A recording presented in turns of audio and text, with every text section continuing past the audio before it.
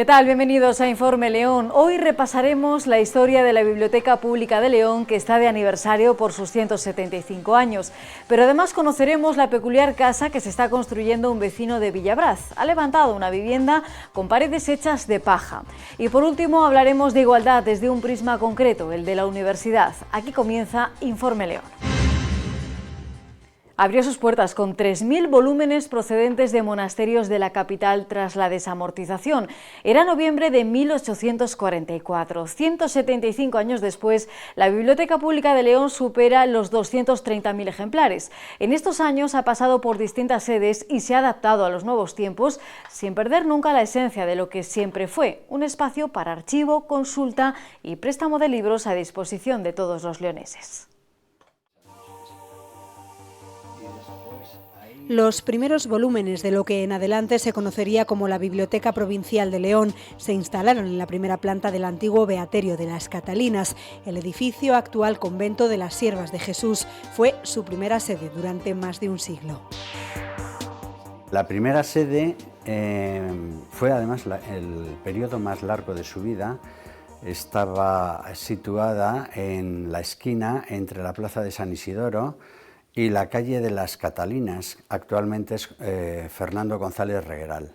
De hecho, la fachada principal daba a la calle Fernando González Regueral. En esa sede estuvo compartiendo con la Asociación Económica de Amigos del País 110 años el local. Al final tuvieron que salir por unas dificultades del local, que se encontraba francamente en casi un estado ruinoso.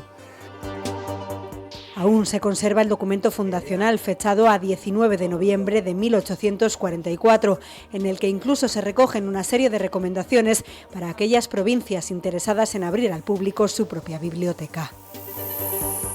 Es una de las primeras, normalmente se crean en el año 1842, esta no hemos llegado a encontrar en el boletín, en la fecha de creación, pero están en torno a esos años, algunas un poco más tarde. Sin embargo, sé que es una de las primeras que se abre al público. En el Boletín de Instrucción Pública de 1845 se publica el documento fundacional, el documento inaugural, como ejemplo para que el resto de provincias tomen nota de cómo se ha hecho esta biblioteca. Quiero decir que sin saberlo con exactitud, pero sabemos que es una de las primeras. El fondo inicial de la creación de esta biblioteca procede de la desamortización de Mendizábal. En 1835 se decide que los fondos, los bienes muebles, los bienes artísticos y literarios pasen a formar bibliotecas y pasen a formar museos. Esta biblioteca recoge 3.000 volúmenes, que es el fondo, el germen de esta biblioteca en 1844. En 1955, la biblioteca se trasladó al edificio de la Beneficencia Municipal en el Jardín de San Francisco, que fue derruido 10 años después, cuando se instaló en el edificio Fierro, y de ahí pasó al actual de Santa Anonia en 1975. El asilo de ancianos, que se encontraba en el Jardín de San Francisco, haciendo esquina también en un local entre la calle Lancia y Marqueses de San Isidro. En ese local solo puede estar 10 años porque literalmente los acaban echando. El propietario que adquirió el asilo para la construcción de un edificio puso una condición al ayuntamiento, que era que el edificio debía de estar vacío de inquilinos, porque si no, no se lo compraba. Y tuvo que salir exactamente en 1955. Se tienen que recoger los libros en cajas, almacenarlos en la capilla del orfanato, hasta que se concluye la construcción del edificio Fierro, aquí en la calle Puerta de la Reina, que estará en ese edificio 10 años, justo el momento en que este edificio abre ya sus puertas como primer edificio, o edificio que es de titularidad de la propia biblioteca. La biblioteca repasa ahora sus 175 años de historia con una exposición en la que pueden verse objetos que la tecnología ha convertido en pasado, como un lector de microformas, proyectores de diapositivas, una linotipia o esta maleta en la que el centro prestaba libros a los habitantes de los pueblos que no podían desplazarse a León capital. Los ejemplares se colocaban en el interior y se hacían llegar a los pueblos donde los lectores debían obedecer las normas de uso que la biblioteca incluía en el reverso de la puerta. Lo que estamos intentando hacer en esta exposición es un recorrido con un hilo conductor que son los fondos de la biblioteca a lo largo de toda su historia. Por lo tanto, empezamos con el fondo antiguo. Hay una vitrina exactamente que contiene exclusivamente libros de fondo antiguo que entraron por la desamortización, porque lógicamente a partir de la creación la biblioteca sigue incorporando libros, pero hay unos que son de fecha de desamortización. Después vamos entrando ya en evolución del libro, que sí que podemos decir que ya es de carácter general para lectores. Entonces hay toda una evolución desde, podemos decir, principios del siglo XX, en el que surgen pues nuevas tendencias literarias, una serie de obras ilustradas. Entramos luego en el libro infantil y entramos posteriormente en el mundo audiovisual. El mundo audiovisual que el Ministerio de Cultura empieza a promoverlo hacia los años 80, hasta que ahora pues estamos ya en la fase de las plataformas digitales que ofrecen libros y las bibliotecas digitales.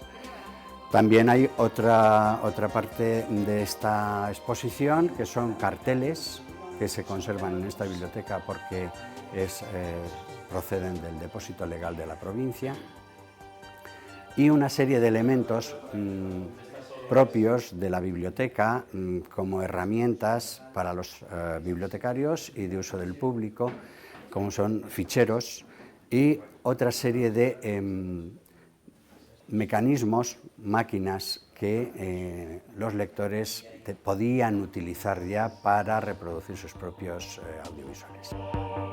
Biblias, carteles, revistas de moda, periódicos y los primeros ejemplares infantiles que se editaron completan el catálogo de tesoros documentales de esta biblioteca, una de las primeras que se fundaron en España. Lamentablemente el fondo antiguo pudo haber sido riquísimo, pero bueno, pues se quedó muy disminuido porque se tardó desde el momento en que se inició la expropiación hasta la creación de la biblioteca. Tuvo una pérdida sustancial de libros. Sin embargo, podemos decir que es un fondo rico, tiene un fondo de carácter fundamentalmente religioso, ese lote inicial, ese lote fundacional, puesto que eran obras de conventos y monasterios. Entre ellos pues tenemos la Biblia de Arias Montano, la Biblia políglota, la Biblia regia, es una de las joyas principales de esta biblioteca. Tenemos también el manuscrito de Pedro Lombardo, que es un manuscrito del siglo XII, que se puede decir que es ejemplar único. Además de eso, son abundantes ya las obras de carácter de historia.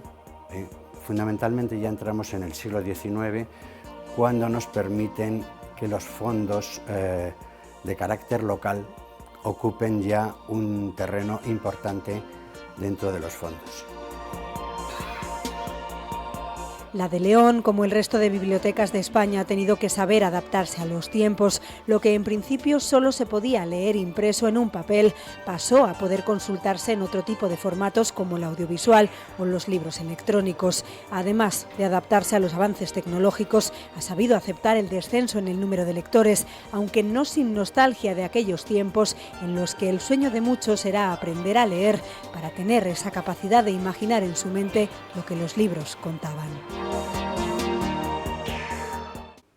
Es un material ecológico de gran versatilidad y mucho más resistente de lo que se piensa. En países como Alemania hay un auténtico boom por la construcción de casas de paja. Aquí en León hay apenas unos ejemplos. Un vecino de Villabraz pretende construirse una vivienda hecha de alpacas. Asegura que aísla más que la termoarcilla e incluso le pondrá una chimenea para demostrar a todo el mundo que esta idea no es una locura.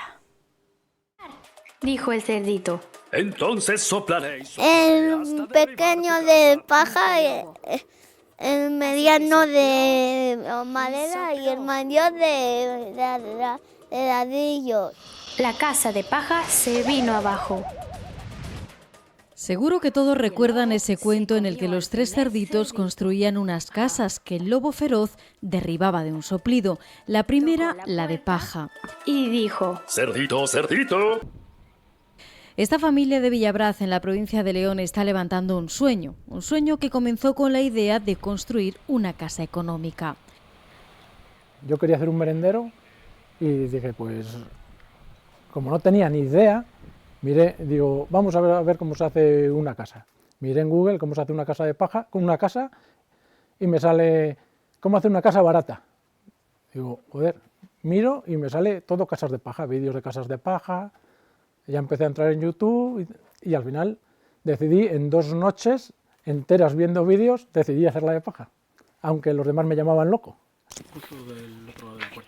Los costes de la termoarcilla se disparaban y después de encontrar en Internet la experiencia de otras personas, sobre todo en países europeos como Alemania, se decidieron, aunque no sin pocas dudas. Mi miedo era por mis hijos, pues se estaban jugando, y la primera tontería que siempre se nos ocurre a todo el mundo es: ¿y si los niños están jugando y le dan a una pared, se cae la pared de las alpacas?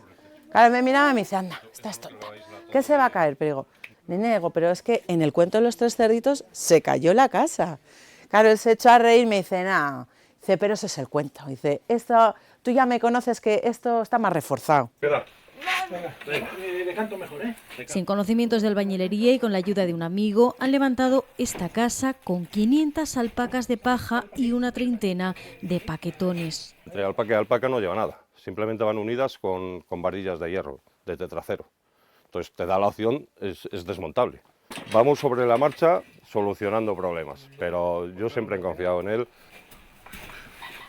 Una paja que le dio el alcalde de Villabraz y que él mismo tuvo que empacar. La casa tiene 135 metros útiles con salón, cocina, 3 habitaciones, un baño y el porche. Y sus llamativas paredes con un grosor inaudito, entre 45 y 90 centímetros, que es el ancho de los paquetones de paja más grandes. La segunda fase, que la hemos hecho con paquetón, que se llama, que es de unos 90 por 2,50, imagínate 90 de ancho. Lo que ocupa, pues casi tanto como tiene habitable. Un proceso con muchas horas de dedicación e imaginación que han fotografiado paso a paso. La paja actúa como un aislante asombroso también en pleno verano. La vivienda, aún sin terminar, no superó los 19 grados.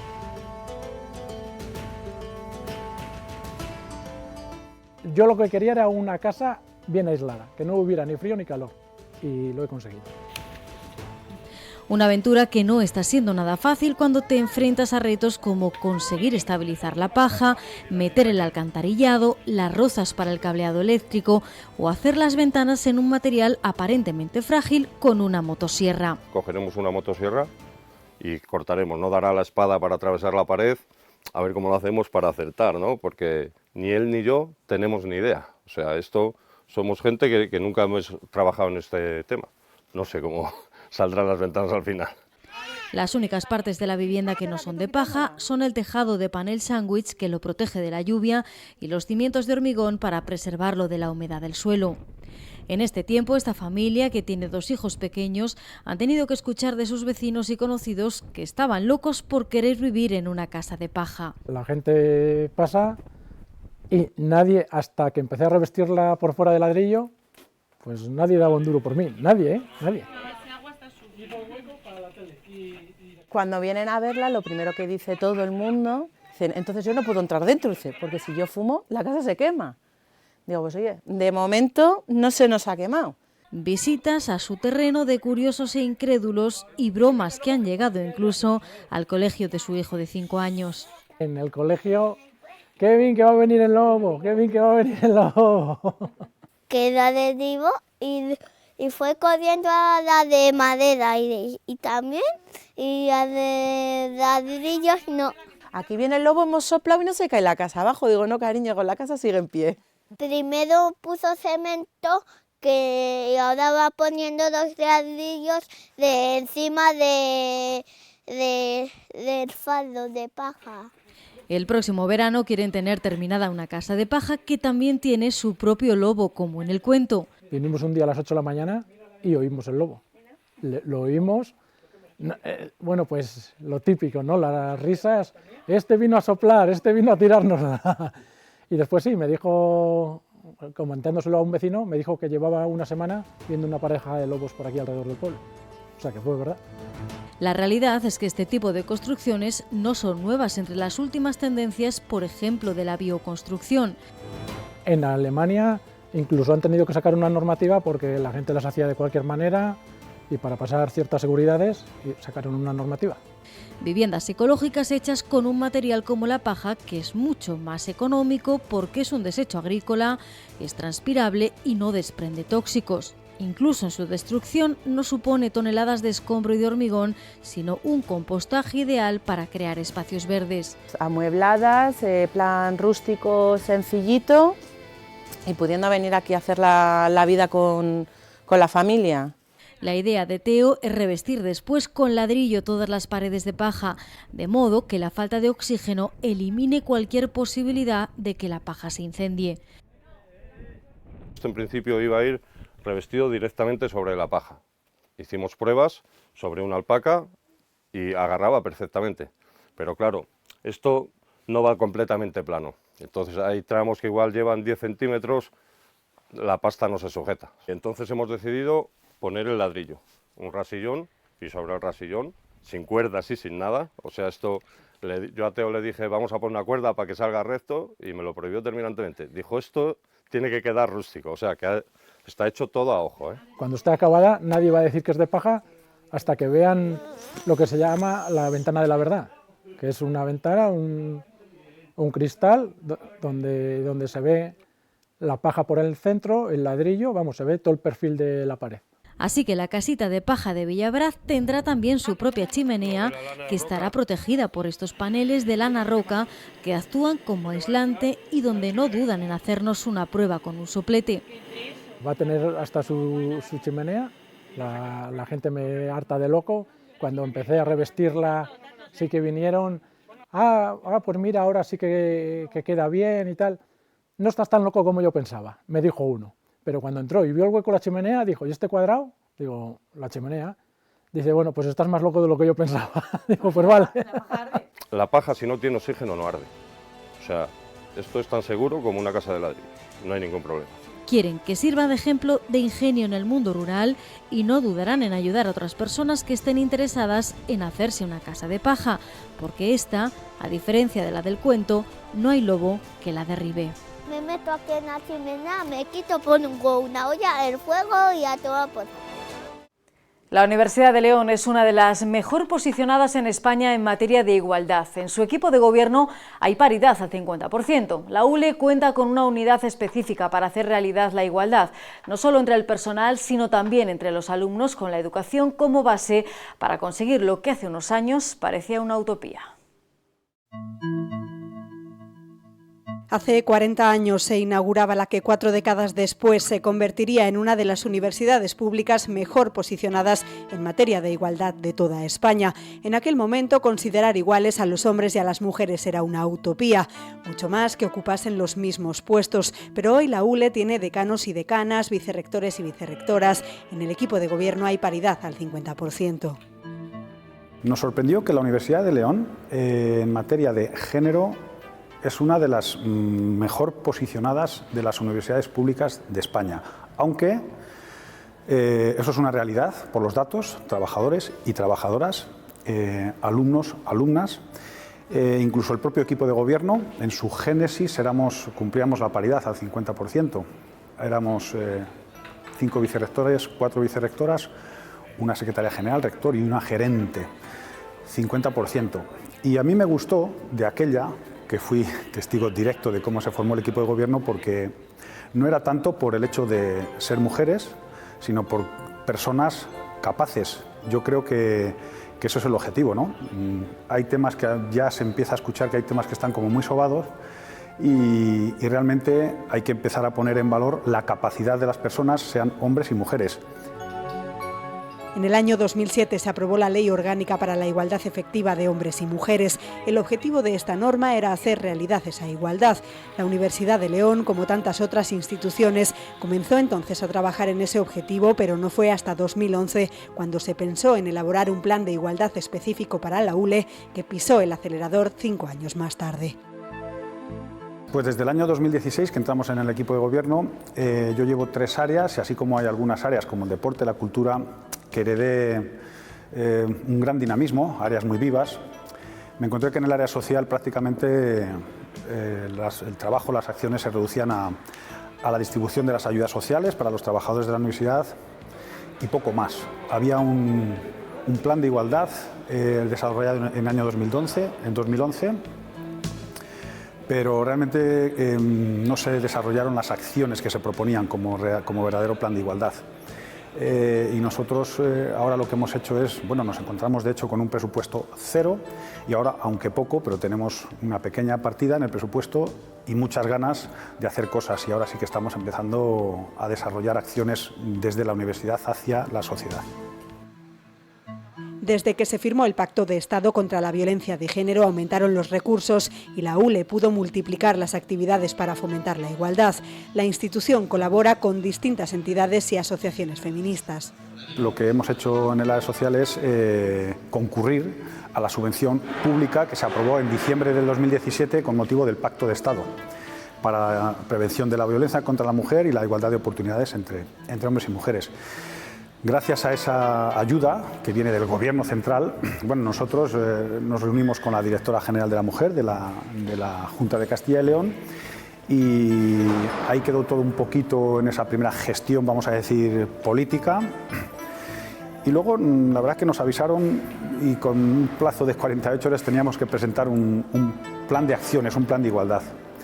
Y así pues empezamos ya a realizar, es cuando han aumentado muchísimo el volumen de iniciativas. En las fechas, digamos, clave, o en las fechas especiales, pues se han hecho manifiestos, concursos de fotografía.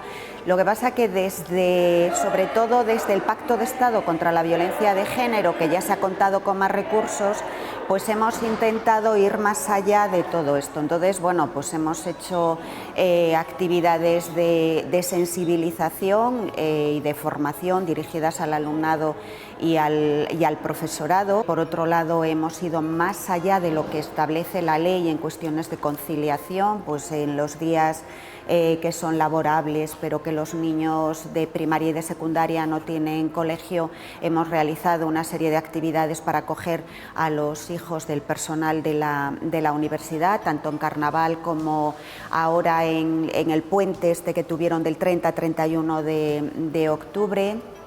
Y bueno, por otro lado, pues participamos con otras organizaciones y con otras instituciones de la provincia para darnos a conocer, y además para ir más allá de lo que se hace en la propia universidad. La educación es la base para conseguir lo que hace años era una utopía. Por eso en la ULE se trabaja para que la igualdad traspase esta facultad y llegue a todas las titulaciones. En la Facultad de Educación la verdad es que acogemos siempre con muchas ganas y con mucha ilusión todas las actividades que desde el área de igualdad del Vicerrectorado de Responsabilidad Social, Cultura y Deportes nos proponen. sobre todo en el área de igualdad. Para nosotros, formar a nuestros estudiantes, a nuestros alumnos en este tema es básico, es fundamental. Lo que más me preocupa quizás es que se forme en este tema también no solo a los titulados en la Facultad de Educación, sino creo que necesitamos ingenieros, enfermeros, veterinarios, economistas que también respeten la igualdad de género. Por eso me parece muy importante la labor que se está haciendo desde el área de igualdad. Un compromiso de los docentes que se percibe entre los alumnos, una generación mucho más concienciada y sensibilizada con la igualdad que la de sus padres y abuelos. Creo que en la mayoría de facultades, o al menos desde mi experiencia personal, realizan las clases desde una perspectiva de género, que es muy importante inculcar esto, y esto nos sirve a nosotros también para nuestra formación futura. Creo que somos una generación bastante sensibilizada con el tema de la igualdad y el feminismo. Además tenemos muchas herramientas para acceder a este tipo de información a través de redes sociales, internet, televisión. También es cierto que existen algunos colectivos minoritarios que siguen pensando que quizás el feminismo consiste en menoscabar los derechos de los hombres o situar a la mujer en una posición de prioridad frente a ellos, y no es así. Pero bueno, por lo general creo que somos bastante conscientes de la igualdad y luchamos por ello. Estamos como muy concienciados con esto. Además, cuando existen fiestas universitarias, desde hace 1 o 2 años, que es relativamente cercano, creo, existen puntos violetas cuando se hacen festejos o demás, para que si alguna mujer sufre algún abuso, alguna agresión sexual, vaya a estos puntos violetas en los que se encuentran personas para ayudar o tramitar esto de una forma más rápida, avisando a la policía o a la ambulancia. Se ha avanzado mucho, pero queda trabajo por hacer, como acercar a los hombres ramas del conocimiento que habitualmente se asocian a mujeres, como los estudios de enfermería, también a la inversa, con titulaciones como las ingenierías. Pienso que se deberían acercar estas ramas de conocimiento a los diferentes sexos. En el caso de la enfermería, que existan hombres que accedan a esas ramas y que no se les mire raro, o en caso de ingenierías, una informática, que tampoco se haga raro ver a una mujer en ciertas ingenierías.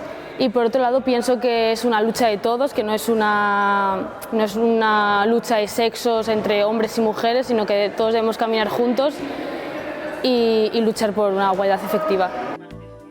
Una lucha de todos para que no vuelva a haber ningún asunto considerado como cosas de hombres no aptas para mujeres. Con este reportaje nos vamos. Ya saben que Informe León regresa la próxima semana con nuevos temas. Sean felices. Adiós.